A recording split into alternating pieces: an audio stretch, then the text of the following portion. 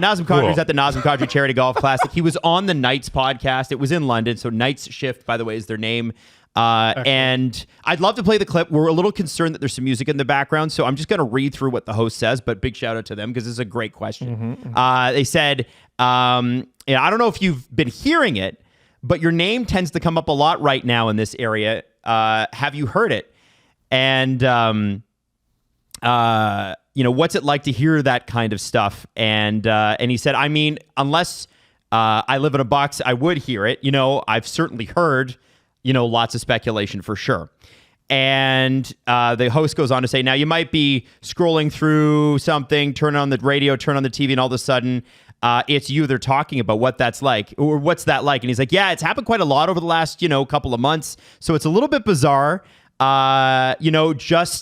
He says, a lot, scrolling around and seeing your face pop up and your name pop up. But, it's happened quite a lot over the last, couple months. So it's a little bit bizarre, kind of just, scrolling around and seeing your face pop up and your name pop up. But, obviously the rumor mill is pretty strong, especially around these parts, especially around, these parts. And, it's a lot of the times it's the rumors can catch fire and the fire turns into bigger fires. So it is what it is. And these days it's just rumors, but fans love to take that to a whole new level. And you know what? Why not?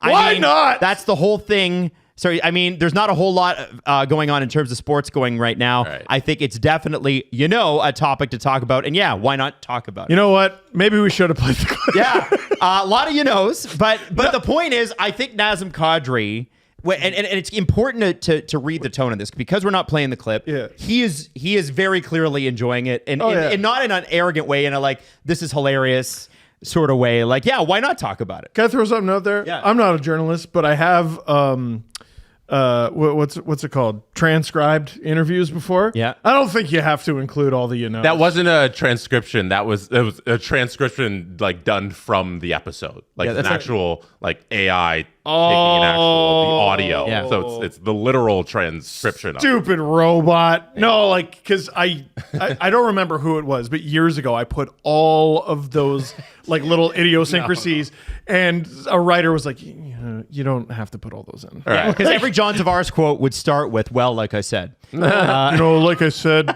Even though he just started the conversation. Like I said, is such a leaf crutch. It's not just him, it's all of them. What I love about this, and the reason I wanted to bring this up is, A, shout out to the Night Shift podcast. Second, Mike Stubbs. Nas gets it. Mm-hmm.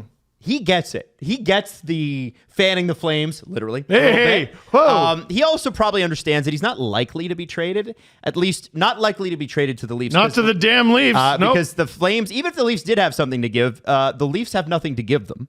And the Leafs and Flames are not, they're not doing business. Montreal is a really interesting one.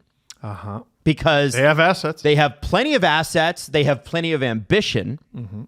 And it would be the summer of Kent, bringing in Noah Dobson and then Nazem Kadri. And I think he fits the 2C hole that they have, which is so glaring. And he would get to come in and play with Ivan Demidov, which is pretty cool. Here's what it would give them, because sometimes Habs fans get their neck up when you say there's a 2C hole. They're like, well, we have Newhook and Doc. And no, they're not 2Cs. They're maybes is what they are. I could see them developing into that, but they're not. They're just not. Nazem Kadri is that and then some. There's no maybe there. And all of a sudden, all the other guys who those guys are 2Cs until a 2/1C shows up. Yes. Like Naz. And a 35 goal scorer last year. There's a difference between this'll do and this guy got drafted in 2009 and he just had his best goal scoring season of his career. Right? There's a big difference between those two. He'd make your team better. And if he would make your team better, what are the other guys? Yeah, there you go. You figured it out. He is undeniable. Also, how many years in a row are Newhook and no disrespect to Doc, I know he's had injury problems, but at a certain point you have to be healthy. That's part of it. That's part of it. How many years in a row are you going to be the project player who might be? Right? This is what, 3 years for both of these guys? Yeah. I think for the Montreal Canadiens, if they go get a guy like Nazem Kadri, they guarantee they are probably a top 3 team in the division next year.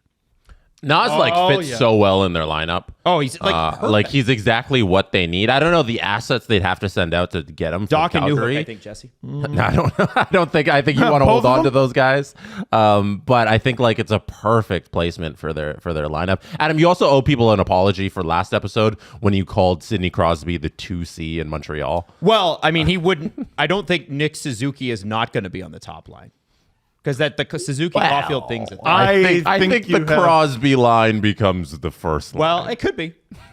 I think I'm done apologizing for talking about Sidney Crosby. How about that? I'm not apologizing about it anymore. I've never going to apologize for it. Yeah. And no matter how disrespectful it is. Yeah. I know, but Nas, if there's actual smoke there, for him coming to Montreal, that'd be so cool. Because it makes them legitimate contenders to do something here, and he fits perfect. Well, and I was thinking about this. CJ said on the last episode the Carey Price deal could move.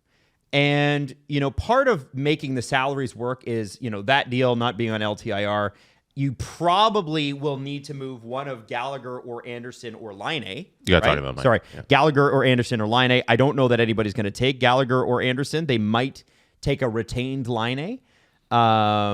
He's in year 4 of 4. You give him a shot. Remember, Laine's still only 27 years old. Yes, moving the Carey Price deal is very helpful because to utilize that deal, you have to be up against the salary cap ceiling, so then you can get into LTIR and then use that extra money once it's on LTIR. And if you're playing below the salary cap, then you just got to have that on the books and then spend up to there with your players on the roster. So if they're able to get rid of it this year, that'll provide them some flexibility for this season. But you could also just wait it out if you're not able to, if you got to pay assets for somebody to take it. Right. But if somebody just wants the salary like San Jose or Anaheim and they just need that, then it makes total sense to get rid of that. Let me have some more flexibility. Let me put some dollars on that because I was like, I think it's this, I think it's that on the CJ show. So it's a $10.5 million cap hit only this year. It's $7.5 million in actual money owed. But once the bonus is paid, the bonus is $5.5 million. CJ said it's paid in September. He didn't say a date. Let's assume the 1st or the 15th. It is the 1st. Oh, it's the 1st. Okay, well, that's a weird time to be paying that. September 1st, Carey Price's signing bonus is paid. Okay. So then he's making $2 million base after that moment. $2 million base to add a $10.5 million cap hit to your roster. And there's all these teams with all this space. Yeah, no. So, Carey Price, I don't know why he wouldn't accept a trade. I wouldn't even tell him to show up. What's the point? You go to Montreal, make your appearances with your cowboy hat, and it's fine. No, it's a paper transaction. Yeah, it's a paper transaction. But imagine he blocks it and he goes, "No, I'm not waiting my no move." Don't be weird like Shea Weber, who remember that picture of him on the ice with his Vegas gloves, and we were all like, "What? Yeah.